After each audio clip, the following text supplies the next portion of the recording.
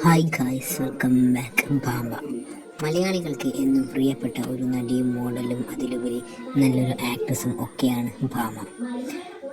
Stage നെയിമാണ് താരത്തിൻ്റെ ഭാമ എന്നത്. ശരിയായ പേര് രേഖിത ആർ കുറുപ്പ് എന്നാണ്.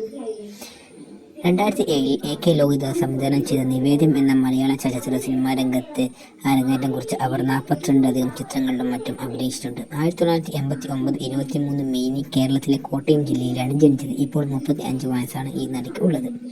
മറ്റു പേരുമാണ് ഭാമ കുറുപ്പ്. നടി 2007 മുതൽ 2019 വരെ സജീവമായി രംഗത്തുണ്ടായിരുന്നു. താരത്തിൻ്റെ കരിയർ നോക്കുകയാണെങ്കിൽ സിനിമയിൽ പ്രവേശിക്കുന്നതിന് മുമ്പ് സൂര്യ TV-യിൽ തളി എന്ന ഒരു പരിപാടിയുടെ ഭാഗമായിരുന്നു താരം. ഒരു ക്രിസ്ത്യൻ ഭക്തിഗാന ആൽബത്തിലും അഭിനയിച്ചിട്ടുണ്ട്.